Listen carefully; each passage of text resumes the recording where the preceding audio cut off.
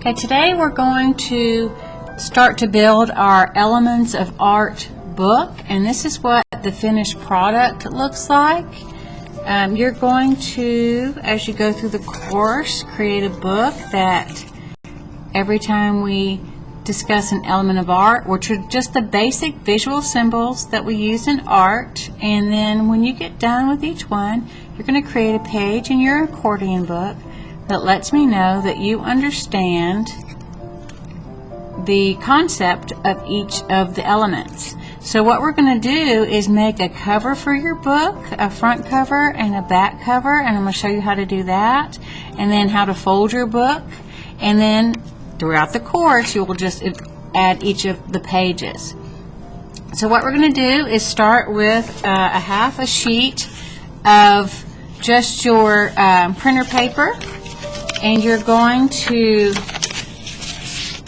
tape two ends together. Get the two ends that probably fit the best, and if they don't match up exactly, then cut it down so that it does. Then you're going to take just some Scotch tape, and you're going to put these two pieces together like this. Then, to get it all your pages exactly the same, you're going to take the end here and fold it into the center where we just taped it and crease it, and then you will do the other side and crease it, and then fold it in again like this, so that you will have 8 pages in your accordion book. So like this. But to get it to go like an accordion, what you want to do, and you want to make sure that when you fold up that this piece of tape is going to be on the back. You don't want that because that'll affect your drawing. So you'll have this one up and then down, and you're going to fold it like you have, like in a fan, back and forth, back and forth, back and forth, so that you end up with something that looks like this. And this page should open up this way, and it should end here like this, and make sure that your tape is on the back. Okay, we're going to put that to the side just a minute. Then you're going to design your cover, and I think your cover might want to be reflective of what's on the inside. So I had butterflies and flowers, so my cover had a flower on the outside. So what you're going to do is you're going to have 2 pieces of cardboard that it can be from anywhere. We're just going to recycle all that from a cereal box or whatever you have lying around. You are going to trace around your cardboard, and then you're going to just you can do it 2 or 3 times, but you're just going to kind of play around with the design. You can use your computers to reference a design if you want. And this is going to be what we emboss for our cover. You want to make sure that you don't have anything too complicated. You just want to do some nice little contours like this, because we're going to trace these lines in glue in just a minute. So once you get your design that you like, you are going to, it'll look something like this. Very, very simple, not a lot of detail. We don't want that, because once you get this, you're going to flip your paper over and you're going to graphite the back with your pencil. And you see how I'm using the side of it? Because I can lay down a lot of graphite very, very quickly. This is a really nice transfer method, and you might use it several times throughout your course. So you go like this. Then you can see where it already came off where I had some. You're going to take a piece of your cardboard. You're going to line it up on your paper, and you're going to trace all around your design fairly quickly like this, and it should transfer pretty nicely to your cardboard. Okay, You can put your name on it if you'd like to. I like to do that. Okay, I'm going to check and make sure I have everything, and if I don't, oh, I missed a line on the other side, so if I check it and I don't move it, I can fix that quickly, and it looks like I have everything. So once you get it to that point, this is where you're going to have to let it rest after we get done with this. You're going to use just your bottle of glue, make sure it has a nice bead on it, that's what we call it, a bead, and you're going to trace and just let it flow onto your paper. You don't have to put the tip on there. Just let it flow, just like that. If it meets up there, that's fine. But you want to let it flow and not be too thick. You can practice it if you need to. Don't worry about the details and anything. That's not what we need. We need it to look like that. It will dry clear overnight, and then you will have something that looks like this, and it has a raised surface. So this is where the really fun part comes in. You're going to get a piece of tin foil, and you're going to place your covers on there, your front and back. You can design a back cover. I did. The process is exactly the same for the front. If you want to date it or something like that, you can do that. That's what this looks like. Oh, that's so shiny. Like this.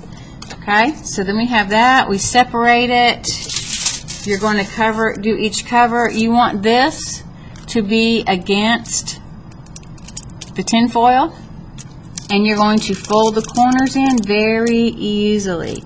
Don't pull too hard or you'll put a hole in it. If you do put a hole in it, just put a little piece of tape on there and it'll be fine. So we're going to do this and fold it in.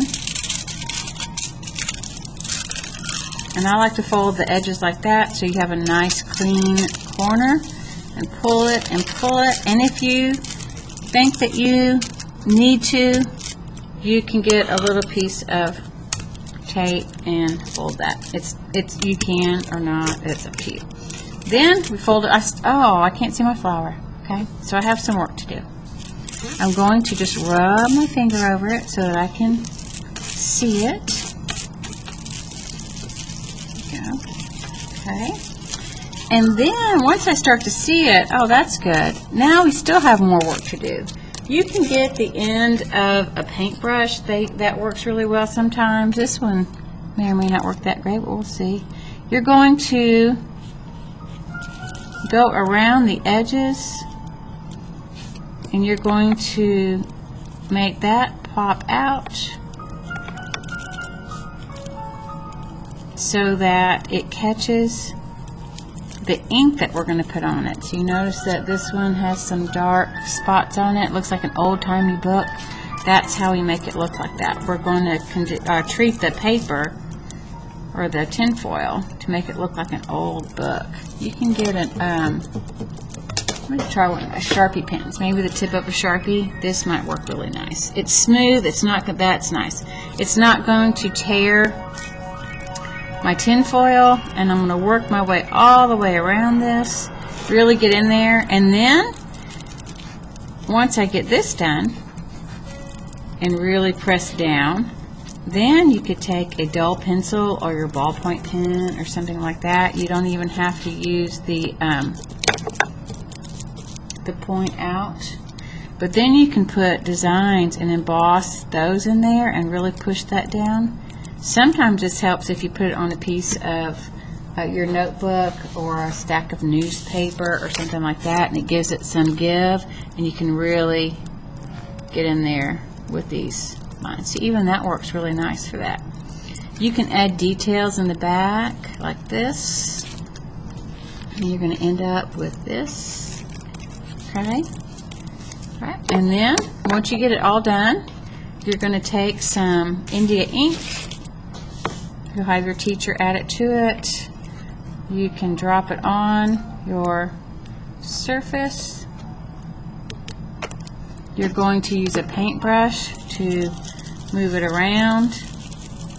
And you're going to let it dry for just a little bit. If you think you need more, we can give you more.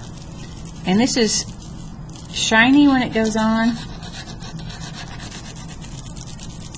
and then it gets to be a dull. And see how I keep going back over it, because as it dries it starts to stick more, and I like that. I want it to get all down in there into those little grooves that I've made, because that just makes it so interesting. Okay, we're gonna let it dry. If you have to, you can just kind of blow on it. It doesn't take long at all. Then you're going to get just a paper towel, and you're going to just kind of smooth out and take off some of the ink. It depends on how much you want. That's up to you. I like to leave a little bit, but I like to get some of it off of there. Okay, and you can see where it sinks into the lines, and it really gives you that old-timey kind of look. At this point, you can leave it like this if you'd like, or you can use some Sharpies. I would use Sharpies, not the pencils or the pens that are in your bucket, because those are water soluble. But if you go in here and just kind of add a little bit of color, and then if you have a tissue or a paper towel, you can just kind of wipe some of it in there and move it around. You have to do it while it's fairly wet, so if it dries, put some more ink down. Okay, and then you can do like that, and it glides over that, and you have this really pretty illuminated looking cover for your book. Okay, you have it like that. So then once we get both of our covers done, we are going to add it to our book, and you are going to, on this page here, this will be your first page that looks like this one, you're going to just put a little bead of glue like this, not much, like you're icing a toaster strudel, and you're only icing one toaster strudel, not 2 packets in the strudel package. And you're going to move that glue around with a little piece of excess cardboard, whatever you have, and move it around, nice thin coat like this. And then you're going to add your cover to that, and then you'll add the back cover to that. Real quickly, we'll just do it. And you can design the back cover, you can put your name on the back cover, you can put the date on the back cover, whatever you want to do. And then treat this one the same way. Glue it down, and then you will have a book, and when you finish each one of the elements, you will add to it like this. So your first page will say Elements of Art, and probably your first element you're going to talk about will be line, and then we'll just move on like this. So I think they're really pretty, and you'll have something to keep from your experience with me, and I can't wait to see what your books look like at the end. So enjoy.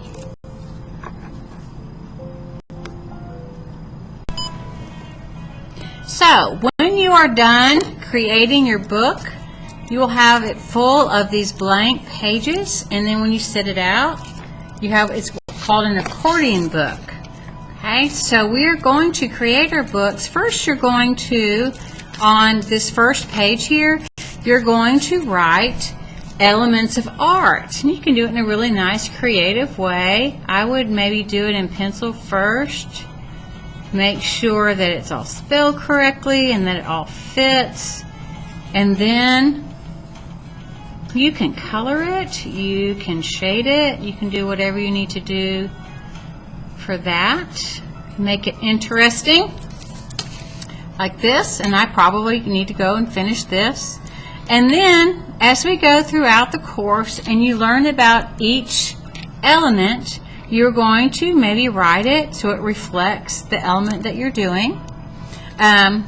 Also, you're going to maybe have a stencil. You can either draw your own and repeat it on every page, or you can use a stencil, and I think I use this butterfly stencil, and then you can simply just trace in here your stencil on each page. I moved mine around a little bit, but you definitely want to do it in pencil.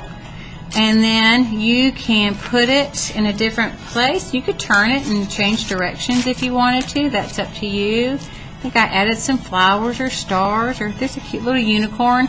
But you want to use the same one throughout the entire book so it creates some unity in your book.